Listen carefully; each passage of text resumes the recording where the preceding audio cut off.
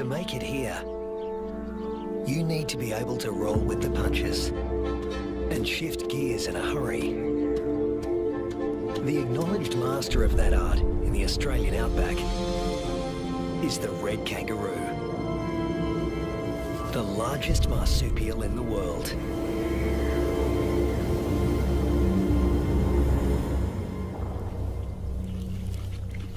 This female is pregnant.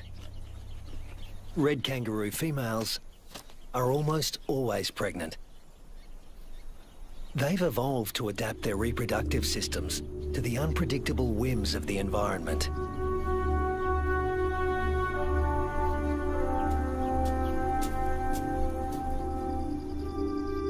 At any given moment, a female can have 3 offspring to care for, each at a different stage of development.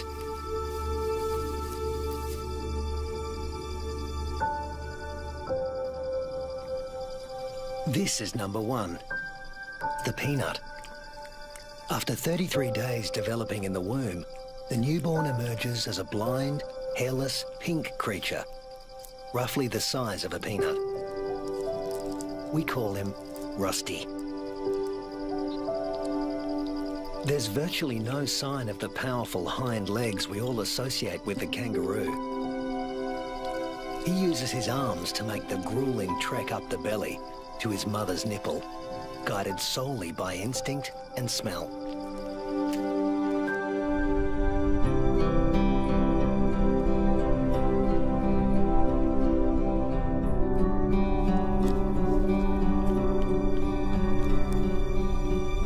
Almost immediately, the female goes into heat again, releasing hormones that stimulate ovulation. Once fertilized, the mother's endocrine system puts the development of this new embryo on hold. That's number 2. Its progress won't be kick-started again until the peanut reduces his suckling. Number 3 is the joey, who's spending some time suckling from outside the pouch and some out on his own in the big wide world.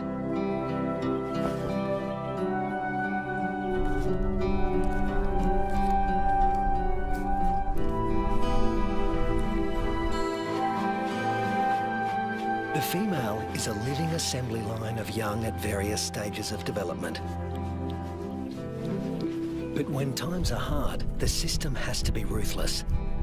She will cut off nutrition to the peanut in her pouch, and when it dies, she'll restart the embryo's development to take his place.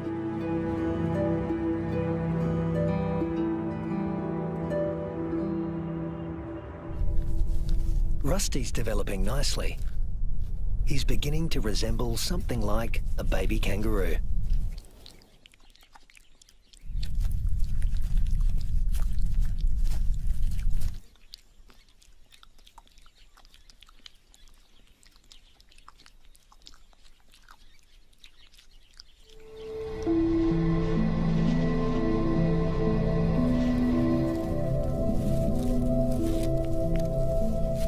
Now 3 months old, he can hear all the sounds of the world he'll soon be inhabiting. It's all so unfamiliar. It's not surprising he'd prefer to stay in the pouch for just a while longer.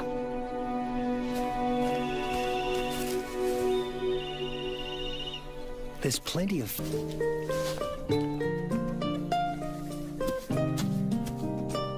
But Rusty's not the only one in the neighborhood with a serious set of legs.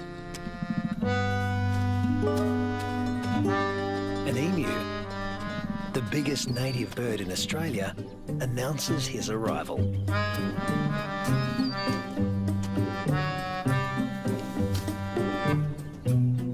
His skirt of feathers absorbs 80% of solar radiation, leaving the skin underneath cool. And this dad needs a cool head. In the emu world, dads take on all parental responsibility. The chicks will be under his wing for 18 months.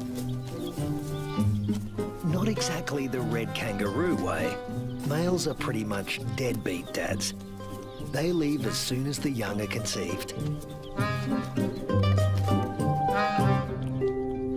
Rusty also still relies on his mother for food and protection, so he tends to stay close.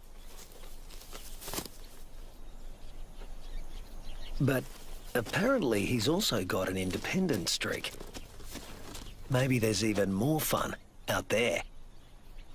Soon he leaves the rest of the mob and is in uncharted territory. Not a good place for a baby kangaroo to be.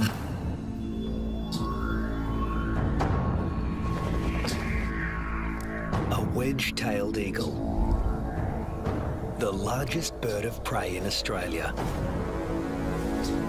And it likes to take young kangaroos. Mum realises she doesn't know where Rusty is. But the eagle does.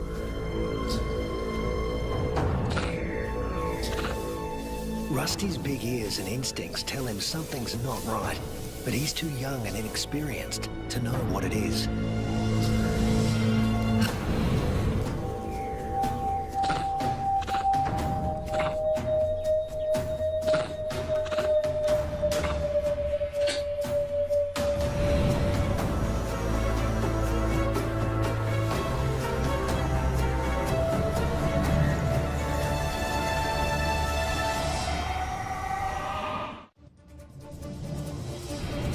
No sooner has Rusty left his mother's side than he's in trouble. With the bone-crushing power of her talons, the eagle could seize Rusty and drag him to his death. But suddenly, there's a flurry of panicked activity nearby. A rabbit is running for its life.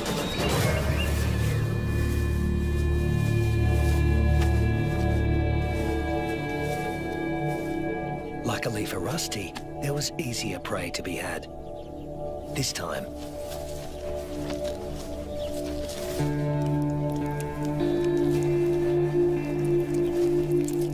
red kangaroos and wedge-tailed eagles share the same territory. And when the eagle has a chick to feed, the hunting never stops. More than 10% of the eagle's diet is kangaroo.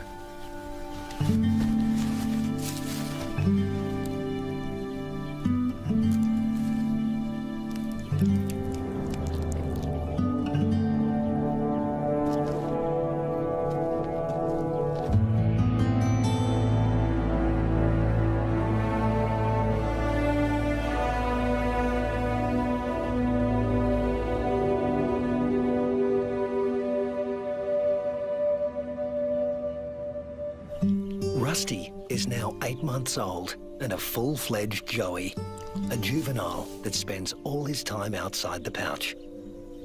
In a few months, he won't have Mum's milk to rely on anymore.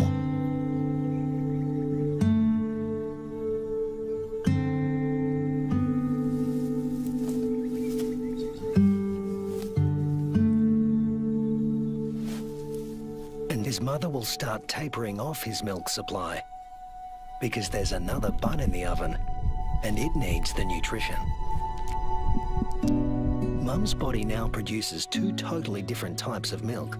A more dilute one for his tiny sister and a richer one for him.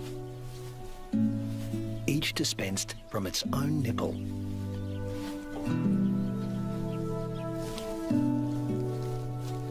But males like Rusty are about 10% larger at weaning than the average female, and are heavy drinkers.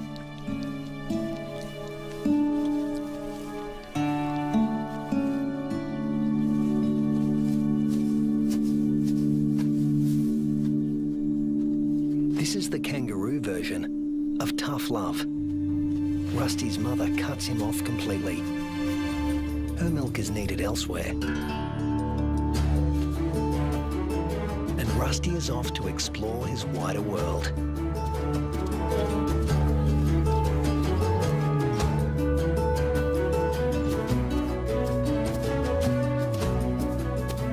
Before long, he happens on another group of kangaroos. These are grey kangaroos, smaller than reds and more suited to areas where the climate is relatively predictable. They don't conserve water as well as reds and prefer the shade of the wooded areas on the desert's edge. Rusty is apparently a new experience for them as well. It's like a get-together with distant relatives you've heard of but never met. Slightly awkward.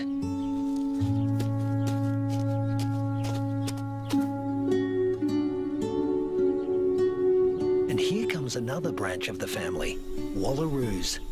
Marsupials somewhere between red kangaroos and wallabies in size, who frequent the rocky outcrops looking for shade and water. If you live in a desert, water is a treasure, and its presence is never guaranteed. With no true seasons in this part of Australia, the only certainty is unpredictability. A waterhole is a gift from the heavens for many creatures. Emus, reds and wallaroos all gather to drink. But the relentless sun is turning the mud around the waterhole into clay, laying traps for the unwary. Rusty is not driven by the same intense thirst as his grey cousins. Reds have a kind of super kidney, which concentrates their urine, so they hold on to more water. While the greys have to drink more regularly. Their thirst sometimes drives them to unwise decisions.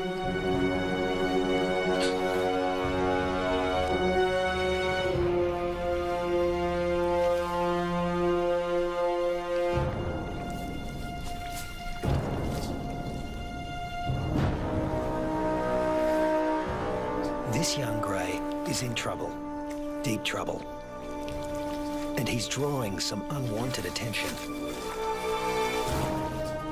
A dingo. Dingoes will gladly take a young kangaroo under any circumstances. A joey stuck in the mud and unable to flee, that's just too good to resist. The other kangaroos can't help him. His fate is sealed. Even at the tender age of 18 months, Rusty has the good sense to get out of Dodge in a hurry. Now he's on the road again, in search of a good meal. He's still an adolescent, and burning through energy at a faster rate than an adult.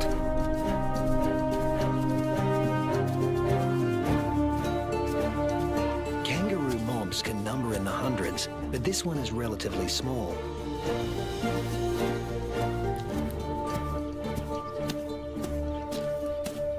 And Rusty's appearance on the scene has caught another male's attention. They're around the same size and the same age, perfect sparring buddies. Game on. But this isn't a life or death battle.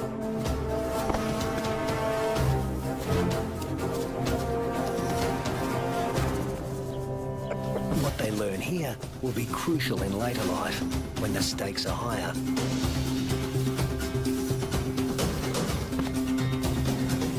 Long arms for wrestling win fights, and females want winners.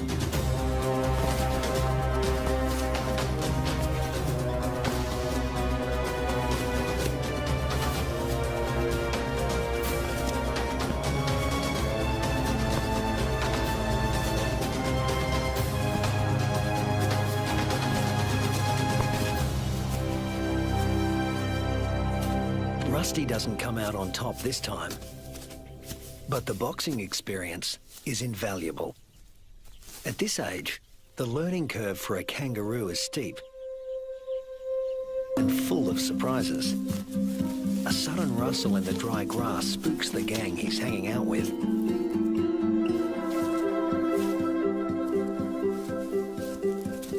But Rusty's the curious type. a shingle-back lizard. Heavily armoured and with a thick tail that looks a lot like its head. Thus its other name, the two-headed skink. Rusty wants to know what he's supposed to do with this. Make friends? Try to box with it? Eat it? The lizard doesn't seem suitable for any of these activities. And Rusty eventually gives up on the relationship.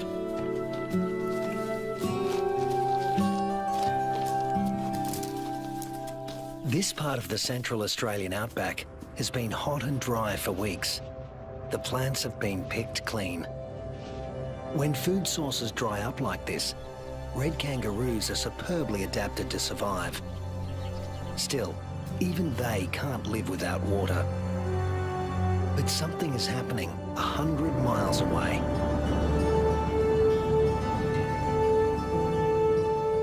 Where the sky has opened up and torrential rains are soaking the parched earth. These waters will end up in the Channel Country and be funneled inland hundreds of miles away from their origin. The channels are dry now, but because the region is low-lying, they won't be for long.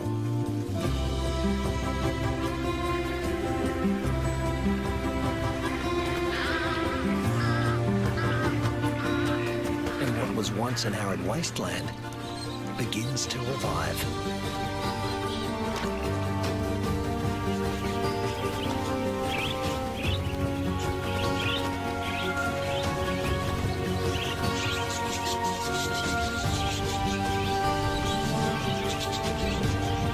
From the swirling flocks of budgerigars to the dingo mum and her pups, all are drawn to the life-giving waters. The young eagle flexes its new feathers. And a young kangaroo celebrates in her own playful way.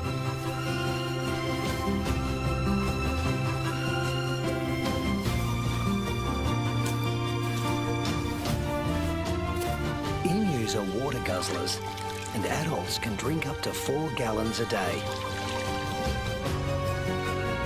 Like all emus, the chicks revel in a cooling bath.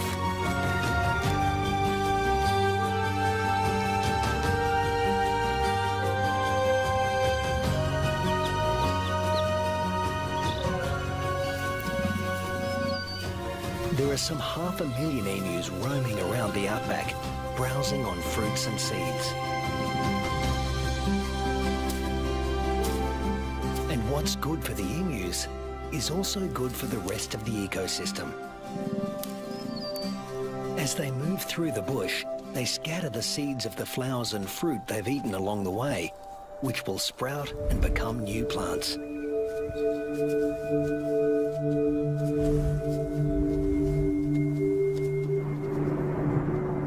The weeks turn into months. Rusty. Red kangaroos are built to get where they want to go. Unfortunately, sometimes, especially when they're inexperienced, they get someplace they really don't want to be.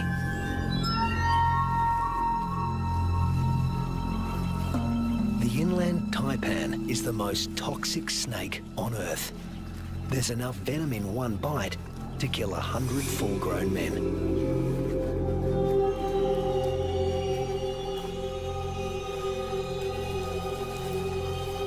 And it specialises in killing mammals. The Australian desert is the kingdom of the reptiles, but kangaroos know too well to leave all snakes alone.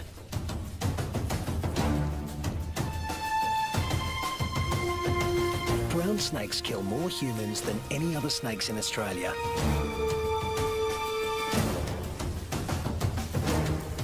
But it's not the biggest reptile in the neighbourhood. This is. The Parenti, reaching 8 feet long, venomous and fast on its feet.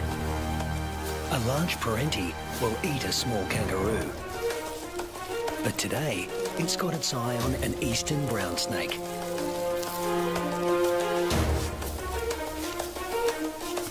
The forked tongue of the parenti follows the brown snake's chemical scent trail and leads him to an abandoned burrow. A burrow with only one entrance. With a parenti in the picture, a sanctuary can easily become a death trap.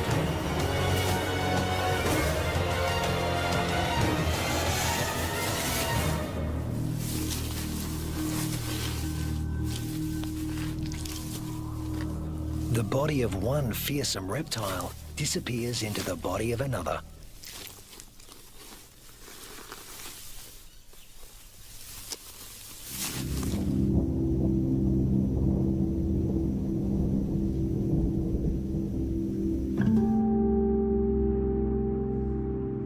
The months roll on, and Rusty has grown in both size and experience.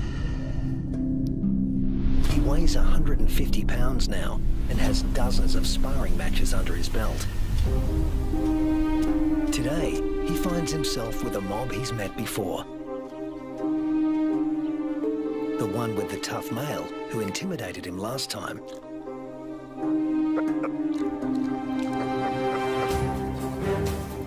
But that was 5 years ago, and Rusty's not running away this time. Each tries to attack his rival's head. Each instinctively keeps his own head back out of range. Although highly ritualized, fights between dominant males can mean a future as king or a loner, depending on the outcome. Testicles can be retracted. Don't want those damaged. Rusty, with the darker fur, is putting up a good fight, but the alpha male is more experienced. The females don't care who wins, just so long as he's got good genes. But Rusty is younger than his opponent and in top fighting form.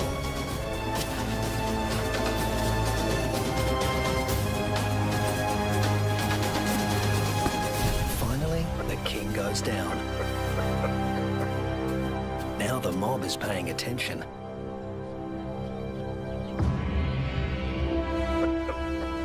Rusty's the top male now, and to the victor go the spoils.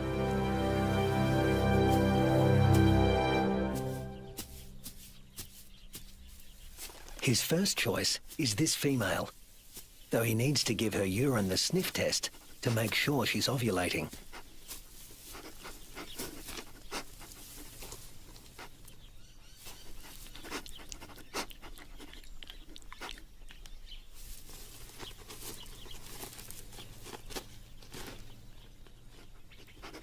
She's ready. But Rusty has only a brief window of opportunity. She may only be receptive for a matter of hours. Better get to it. Mating doesn't take long, or wouldn't if there were only one female to consider. But Rusty's got miles to go before he sleeps. He's King Kangaroo now, and in addition to regular mating duties, he'll have to fend off other young roos who'd like to knock him off his throne, just as he did his predecessor. But that's not all Rusty has to worry about. The temperature is soaring and the land is drying out.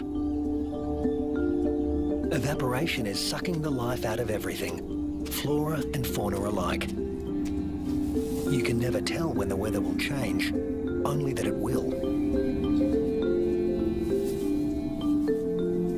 And that's the origin of some of the red kangaroo's most amazing adaptations. They're masters of heat regulation.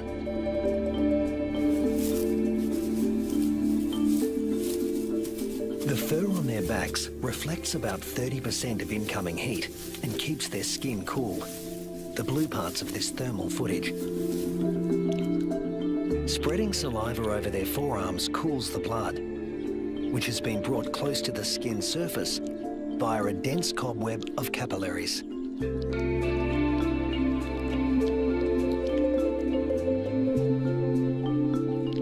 With temperatures simmering above 100 degrees for over a week, a third of the males have already become infertile.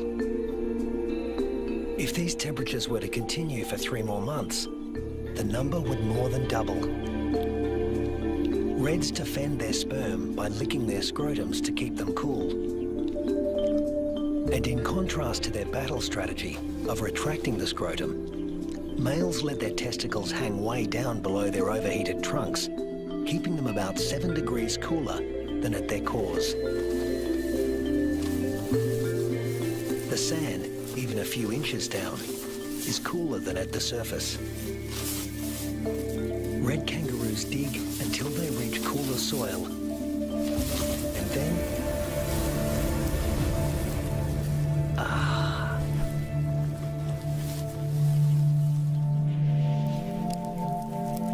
it hasn't rained in months now. The dry, dead grass offers Rusty no nourishment. But then, unfortunately, these are dry electrical storms. No rain will come from them. But something else will. Something worse than hunger.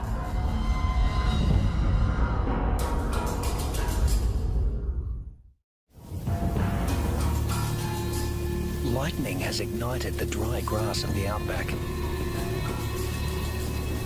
The kangaroos can easily outrun a grass fire.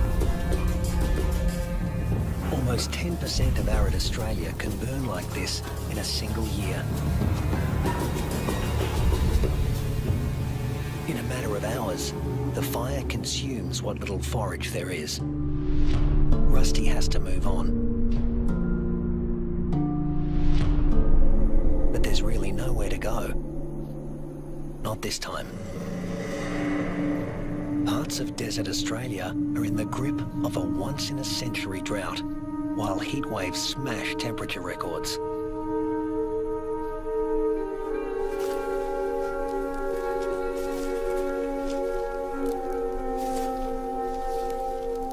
Nothing that lives here has ever experienced anything like it, Rusty included.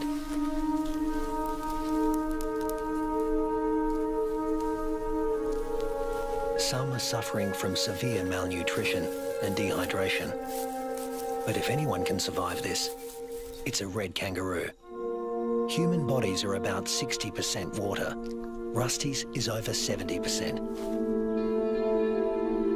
Even in a heat wave like this, he can survive levels of dehydration that would kill most humans.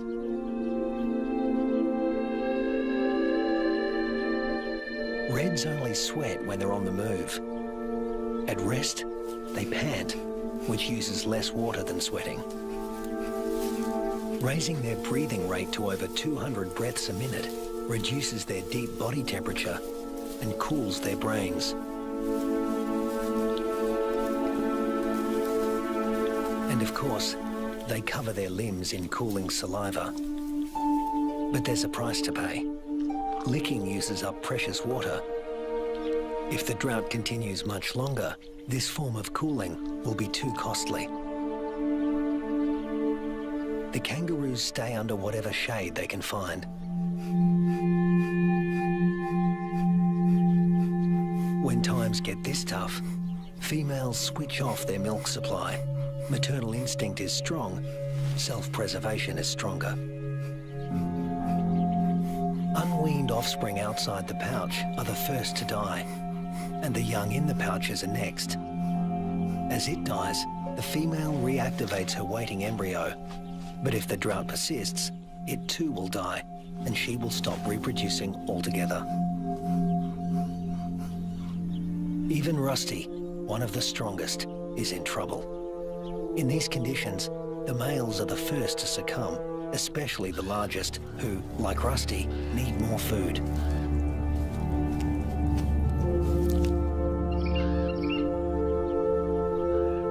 The demise of the red kangaroos is the wedge-tailed eagle's bounty.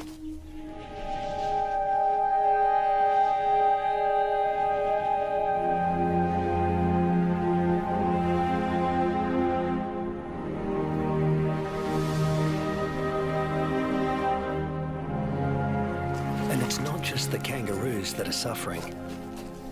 The drought is taking its toll everywhere. Predators turn on each other to protect a tiny piece of rancid meat.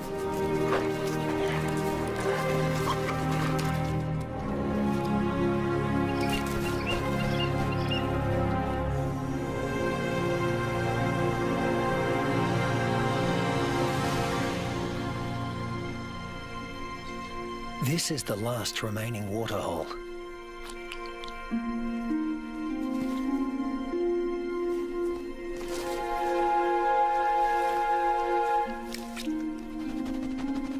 It's stagnant and salty. Ordinarily, the animals would never drink this water.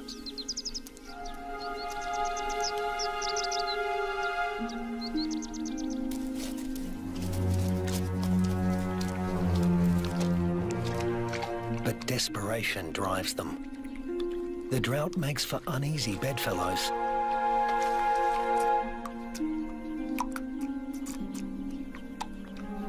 This is a sign of things to come. Heat waves in Australia are becoming hotter and more frequent.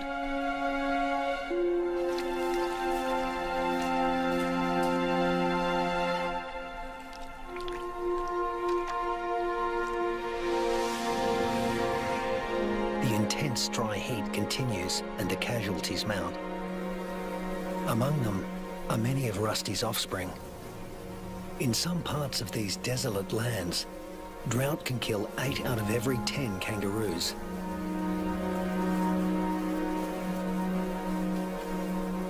But Australia's desert inhabitants are a resilient bunch.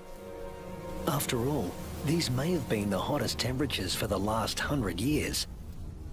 But these species have successfully weathered the climate for tens of thousands of years.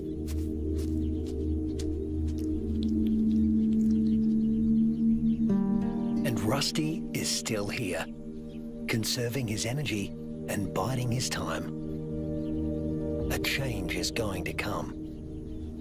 It always has. After 12 months of merciless drought, the landscape is dotted with the remains of those that couldn't hang on any longer. But in the Australian outback, all bad things come to an end. Eventually. Thunderclouds are gathering in the distance. Rusty seems to sense a change in the weather. Somewhere there is rain, and where there is water, there will also soon be food. He just has to get there.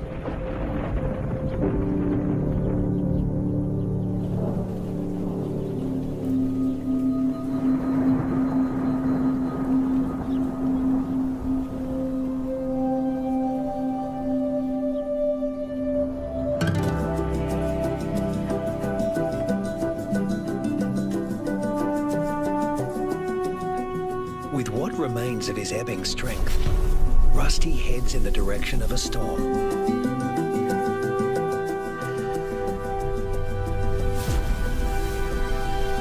As do the other red kangaroos that have made it this far.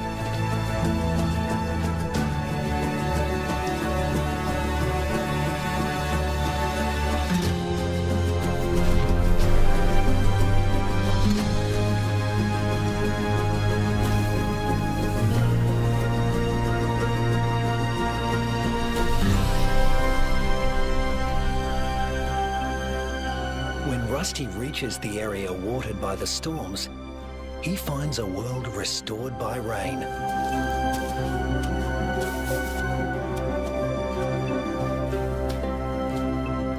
Plenty to eat, plenty to drink. You can almost see the relief and joy in their hopping.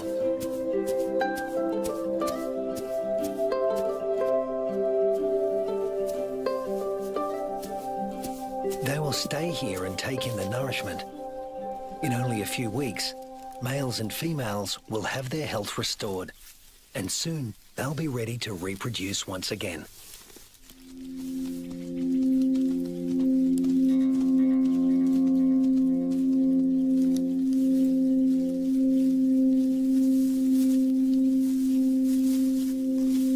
But before that can happen, they have to make it through this. A pack of hungry dingoes.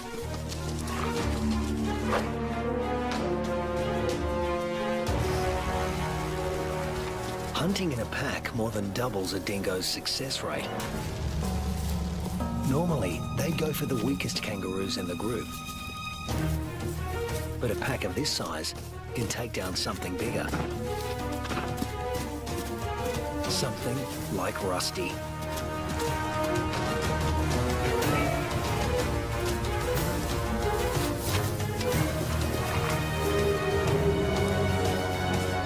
Luckily, his strength is completely restored, and he can travel at full tilt. Rusty doesn't accelerate by bounding faster, but by bounding further. He lengthens his leaps, at times covering 25 feet in a single bound.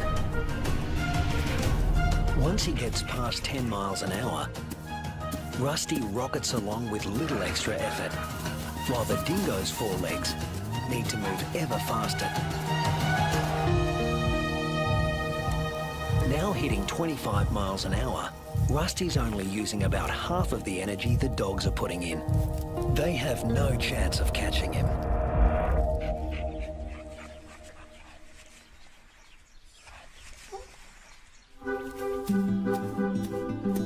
Now Rusty can turn his attention to replacing the offspring lost to the drought.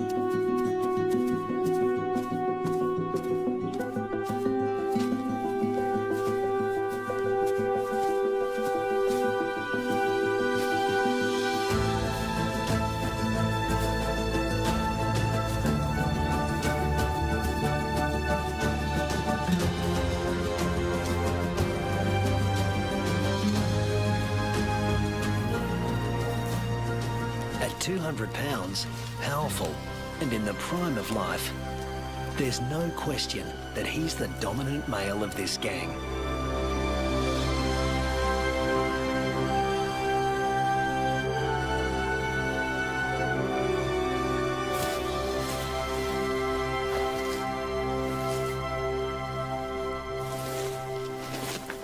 The young he-fathers will need an advantage to survive a world as harsh and unpredictable as this one.